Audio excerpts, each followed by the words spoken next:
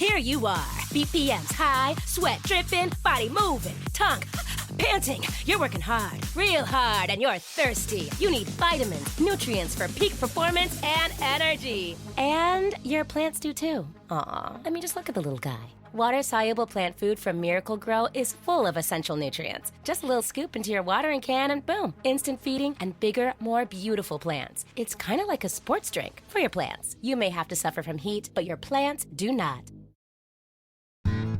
Hey, it's Farm Girl. Welcome to another episode of Talk Farm to Me's 5 Live series. I'm so excited that you get to meet Nicole Vernon of Vernon Family Farms in New Hampshire. She has a lot of best practices for family farmers, and I hope as an eater of delicious food you are inspired by all of the work that she and her family do. Just a word about 5 Live. This interview actually took place live on Instagram in front of a live audience. You can join us there too. Just follow me on Instagram at XOXOFarmGirl, and I will announce the next 5 Live on my stories.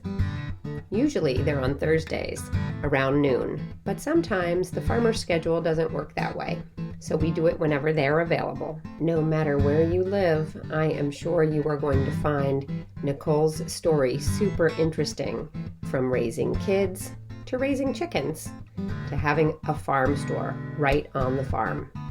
She has a lot to tell. And we are live. Hi there, it's Farm Girl. I'm the host of the Talk Farm to Me podcast. And today we have 5 Live, which is 5 questions for one farmer.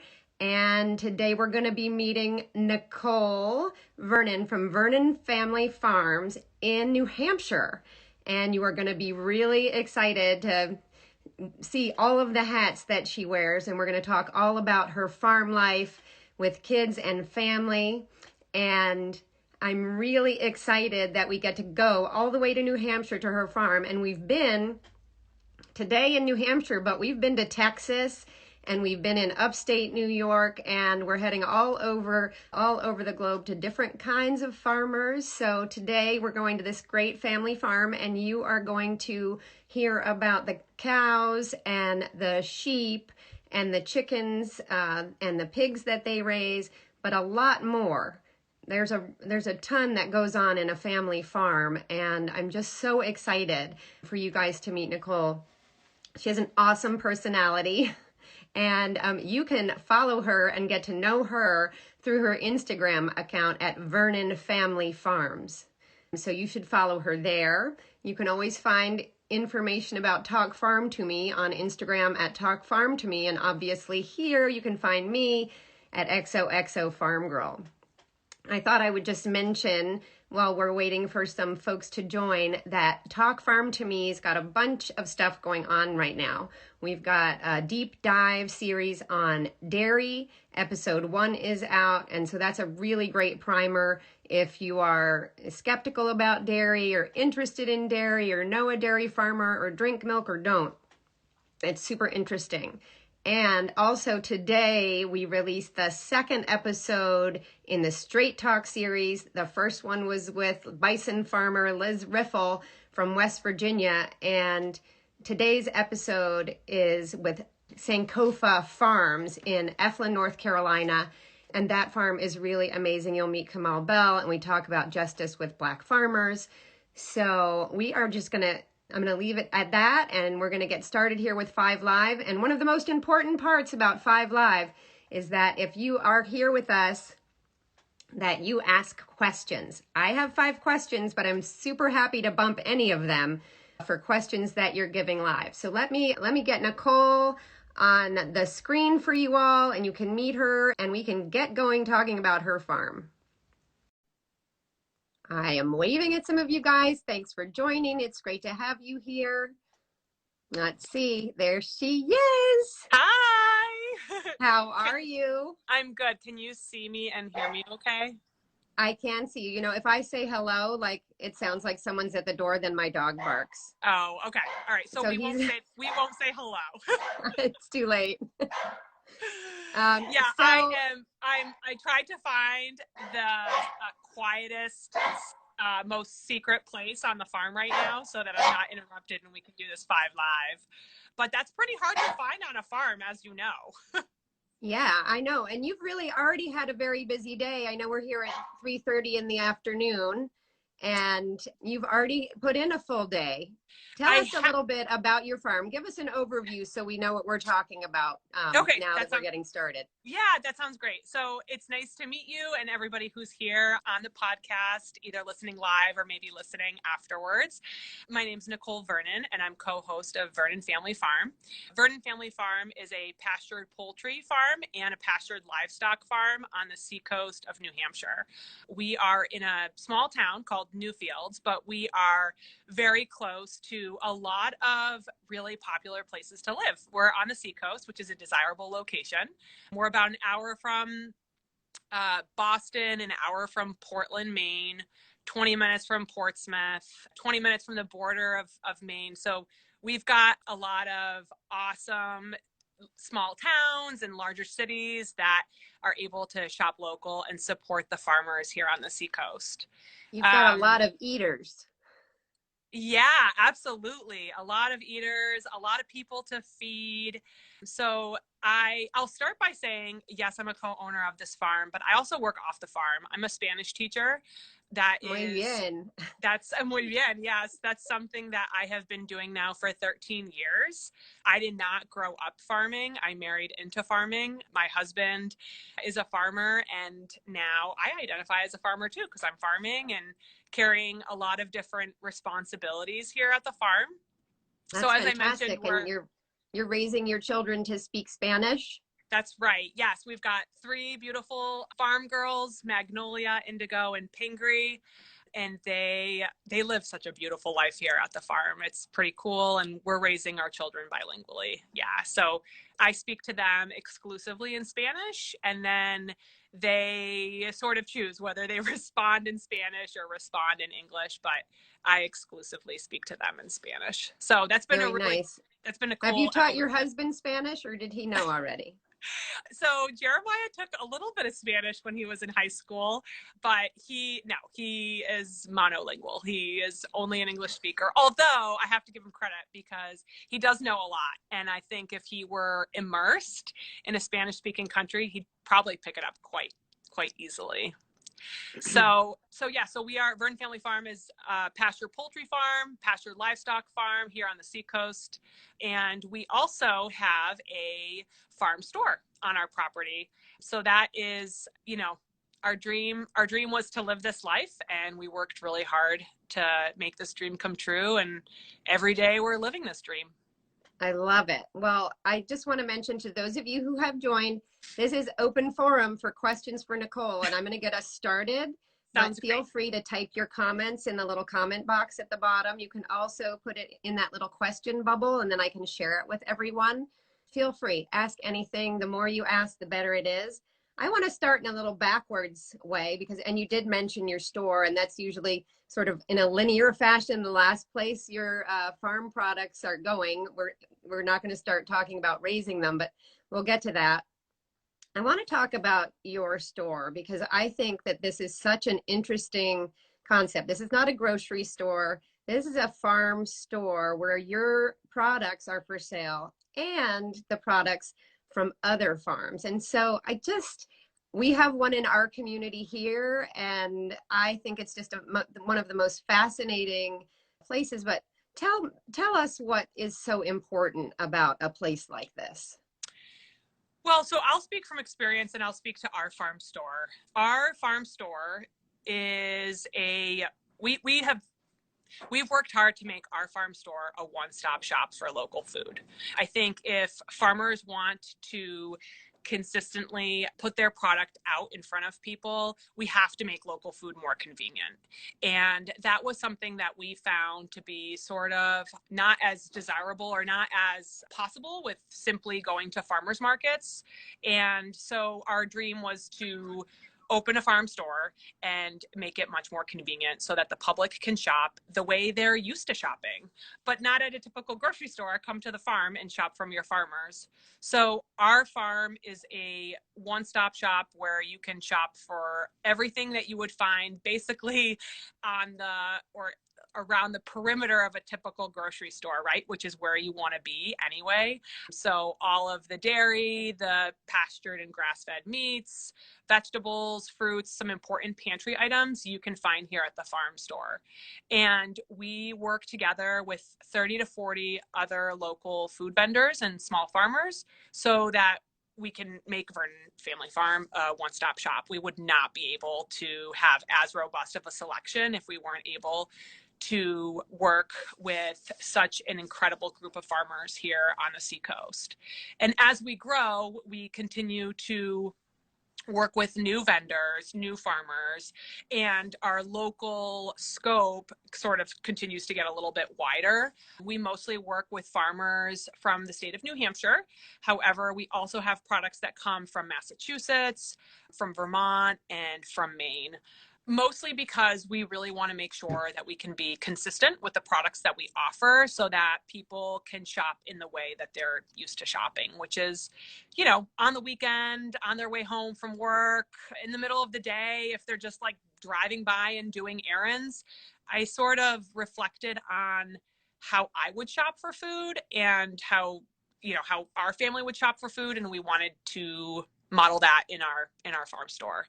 So you've got a real convenience factor. It's a farm store, but you've got everything. Yes, absolutely. And you have some prepared foods. I'm curious, you know, you sit in a very unique nexus between the consumer who wants the food and the farmer who needs an outlet. Can you talk a little bit about both sides of that equation and the kinds of like feedback and conversation that you're having? Yeah, sure. So we want to make local food transparent, and we want customers and our customers specifically to feel comfortable about having conversations around the way food is grown, the way food is raised. So I guess I hope I'm answering your question, but as far as like the conversations we're having with our customers, we're trying to make sure that we come off as approachable as possible so that customers don't feel awkward or uncomfortable asking us questions about local food. We try to invite them to the pasture after they shop at the store so they can see the way the animals are being taken care of, how they're living. We invite customers to participate in farm tours, and we also take our job seriously as far as like being advocates for other farmers, because they sell our product to us and then we sell our product to the consumer, and we need to know, who these farmers are, what practices they have, how they grow their food, and those are all the things that we try to do and that we strive to do. And if we don't know, we simply are honest about that. And we say, you know what, that's a great question. Let me take your name and number, your phone number, and I'll call you back after I call the farmer and talk to them. That's great.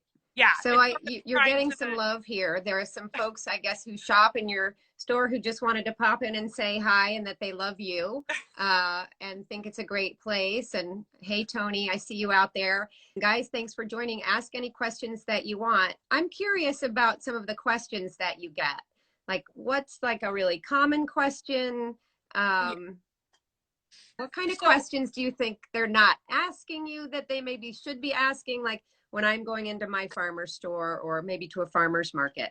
Yeah, for sure. So a lot of questions are around like using buzzwords that customers are really familiar with. So like, is this produce organic? Is it low spray? Is this meat grass fed? Is it exclusively grass fed? Is it grain finished? What does it mean to be pastured? A lot of these terms come up often, and we try to clarify these terms as best as we can for our customers. Of course, I always like to put forth the importance of it's really important to know your farmer and to shop locally, because that's where you can ask those questions rather than just shopping a label at the grocery store, because there's still a lot of things behind the scenes that you might not know about, just because. Yeah, I think also labels are so confusing, and all of I mean, I've talked to a lot of organic farmers who have organic practices or better than organic practices who get frustrated, And I think, with labels. yeah, and I think there's also, we can't be experts in everything, like it's there's a lot to know about food. There's a lot to know about those labels. I think like I say online all the time, like the most important thing is that you're opening up that conversation with your local farmer and learning more about their products, and then you can make your own choices. Hopefully the people that you're talking to are honest about what they're doing and how they're doing it. Yeah, well, here we are having that conversation with the farmer right now. Guys, any questions out there about the kind of food that you're buying, or any questions about what you should be looking for or anything? So just shout it out. I'm curious, have you had any like really crazy questions in your store? I probably have, but I can't think of any right now off the top of my head. Maybe the people in New Hampshire are less crazy than in New York. I don't know. Yeah, I think like one thing that happens often is like there's a lot of food allergies and like a lot of food intolerances now in our society. So, like people are often asking questions, that are geared to that. I wouldn't say that those are crazy questions. I think those are important questions. No, of course not. And, we also try to gear to those diets. Like we are making a push right now in our farm store to incorporate a lot of different gluten-free options. I saw that. More accessible to some of those more restrictive diets. But no, I can't think of, we've definitely had some crazy questions, but I can't think of any off the top of my head. Maybe we'll get one or two. I just wanted to reiterate here that you guys can all follow Nicole on Vernon Family Farms on Instagram. She's a great account. And I bring that up mainly because I wanted to ask you this question. Is a sense of humor helpful when farming? Yes, you have to have a sense of humor. Oh my gosh. I don't think you would stay in farming if you didn't have a sense of humor. And I will say that my husband has a much better sense of humor than I do. Really? All right, I'm getting him on next. Yeah, right. I like to have fun and I like to keep it light, but he's really the one that's like in the trenches on a daily basis. And I don't think it would be possible if you weren't able to take some things a little less seriously. The list is never done when you're farming. That's something that I struggle with. I struggle with that a lot. I'm somebody who makes lists and likes to cross things off of her list and likes to feel a sense of like, I'm done. And it's like, you can't really operate that way when you're farming. You're just never done, right? You're never done. And there's always going to be something that is unexpected that interrupts that list. All right. So you've got a little OCD there. That's good. I got that going on. And you got a sense of humor. What other kind of ingredients are really necessary for managing a family farm? I think you have to be a people person. I think you have to be social. We have 5 full-time employees in the winter. We have more in the summertime. So you got to be a people person. We're constantly interacting with the public, whether it's online, virtually, or in our farm store, in our fields. I think you have to have a level of intensity to you. Those are some things that I definitely have. Yeah, that's great. And now your kids, you have 3 girls and you're raising them there on the farm. Tell us a little bit about the pros and cons of raising kids on a farm. So I think there are so many pros. My girls live a beautiful life. They live a really fortunate life. They are able to have so many different adventures and experiences, and the adventures never stop. It might be one day it's like, the truck comes with baby chicks and we get 3,000 baby chicks every month. What day is that? So we're going to come back for that. Okay. Yeah, for sure. Let me know. They get to play with baby chicks. They are anticipating our lambs being born. They, their friends come by, or even just like people their age come by with their parents to shop, and they're running around the farm patio and running into the field and like jumping on the hay bales. They get all that stuff. They also get a sense of like true like reality and like raw living that I think sometimes when you're not on the farm can seem really intimidating, like birth, like death, like sex, like all of those things, you know, like you see all Yeah, of those are big things. you know, and they become, they're like intense, but they become less intense, you know, it's like, there's no hiding of anything. And I don't know, I think those are all pros. I think my girls are probably a little bit more mature or like older for their age because of all those experiences. There's always a story to tell. There's always something cool, you know. The other day they ran out of the house. I think it was like barely 6 o'clock because they were excited to see if we trapped the skunks that have been living under the farm office. You know, it's like there's just always something. And we did. We trapped 2 of the skunks. So there's. Was it a smelly operation or was it okay? Yeah. Oh yes. No, it's been smelly for a while. It's been. Oh no. But yeah, so I see tons of pros. The cons, I don't know. I mean, you see your parents working a lot, you know, and we have had the pleasure of having a really incredible farm crew that sort of alleviates the amount of work that we have to do as farmers so that we can be present parents. I'm really thankful for that. I don't know. That's amazing. Yeah, I don't know where we would be without our farm crew. I mean, I could talk this whole time about how awesome our employees are. We have a lot of employees that return year after year. So we've really built an awesome culture here in our farm team, and they give us the ability to be present parents. They give us the ability to take a break, and that's hard to do. So I guess, you know, one con for being a farm kid on a farm is that like your parents are always working, but hopefully the farmers can figure out how to either incorporate their children easily in some of the tasks, which, you know, sometimes is easy to do. Sometimes it's incredibly frustrating because you're like, I just need to get this done. Right. I can see that. And the other, you know, just like hiring really great employees so that some of the tasks can be taken off of your shoulders. Right. Amazing. It sounds like a great life for the kids. And certainly, you know, they're not staring at a screen like we are right now.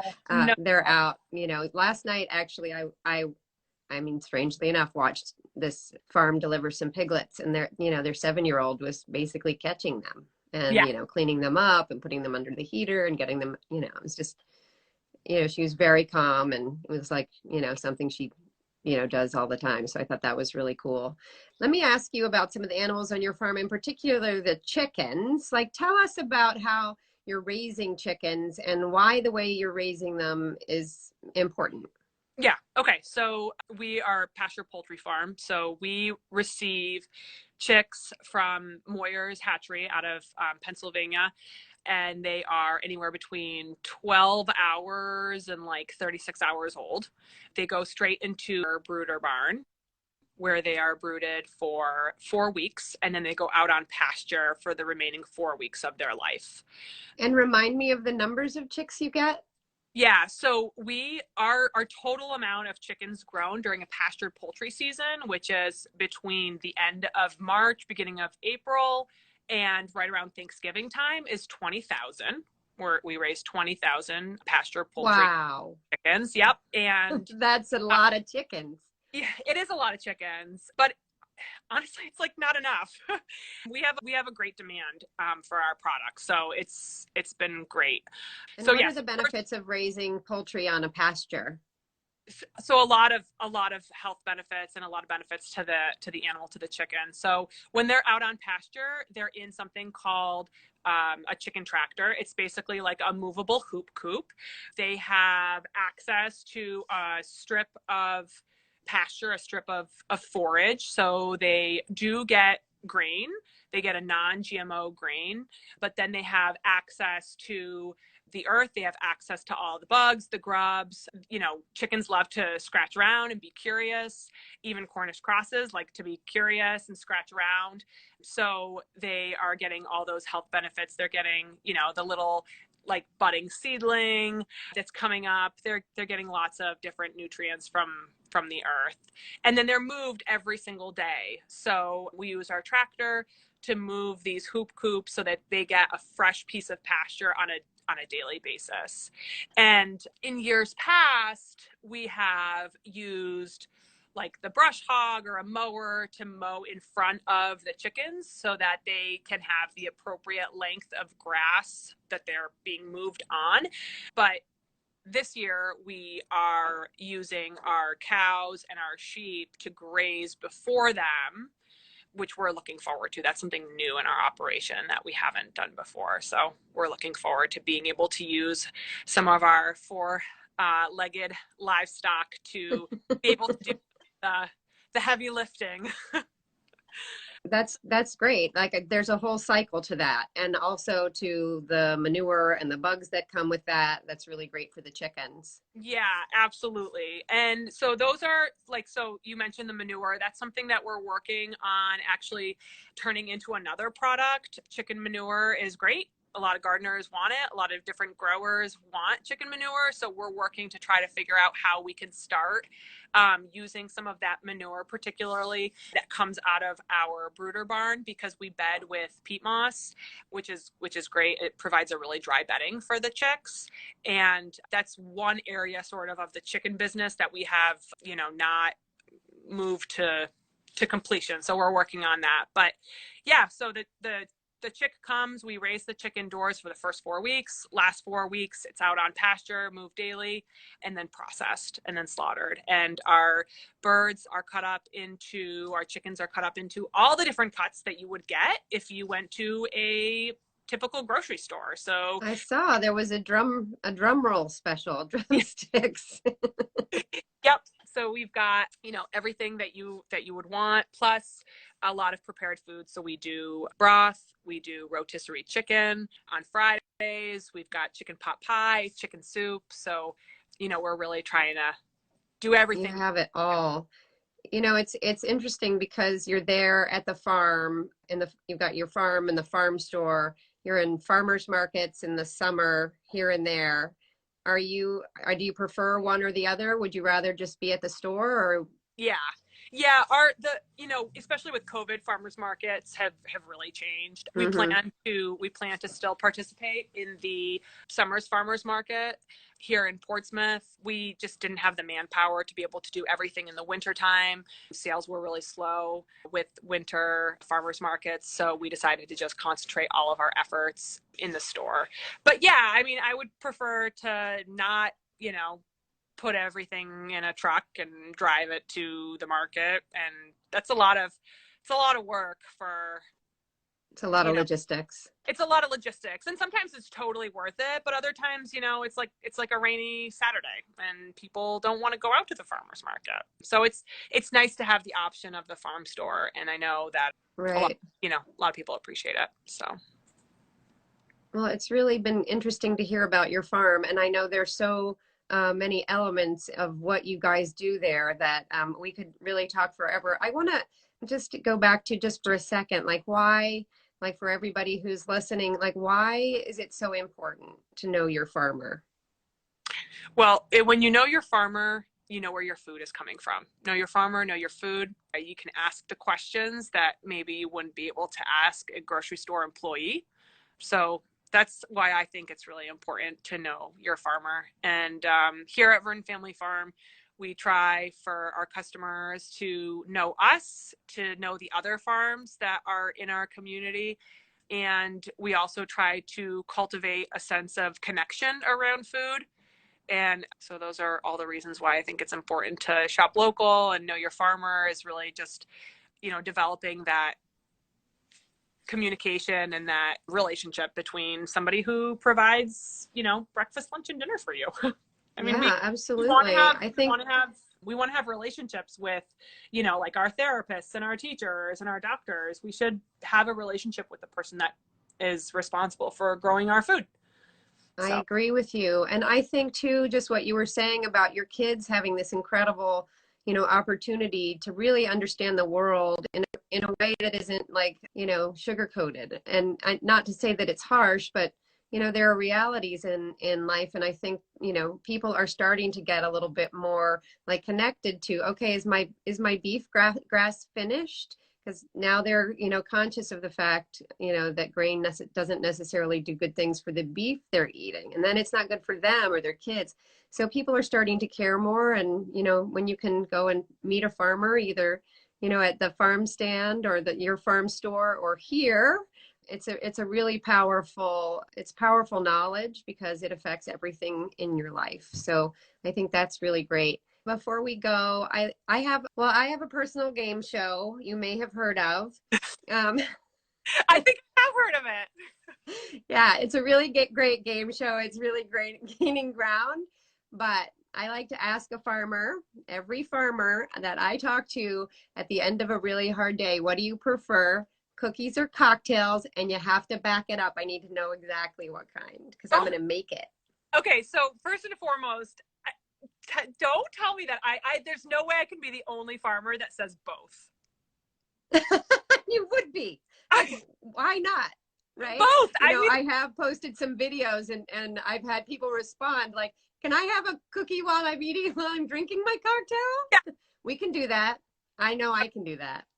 Yeah. So I guess if you're really gonna hold me to choosing one, I would probably choose a cocktail. Excellent.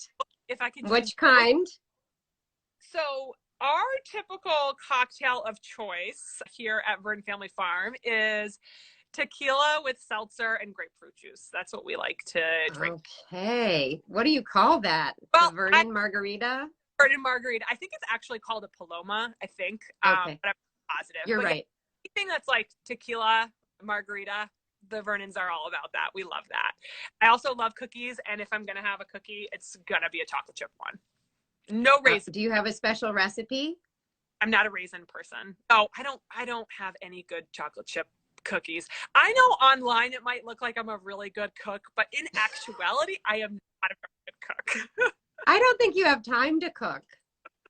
You are so busy. Jeremiah is a fantastic cook. So I rely on Jeremiah to cook, and the days that I have to cook, I tend to either make soup or what else do I do? I like to make a tapas board. I like to have a graze board. I like to graze. Yeah. That sounds really good. You're making me hungry. Well, I'm going to make your cocktail. Tell Jeremiah I'd like him to send me a recipe of something that you guys grow on your farm, and I will share it on my blog for everyone.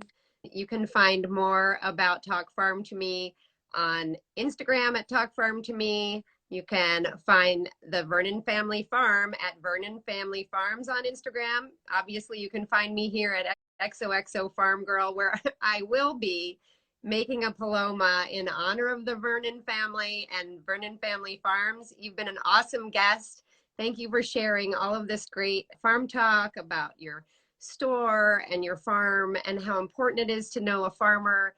And glory be, you need a sense of humor to be a farmer. Keep it up, keep smiling, and we'll talk soon.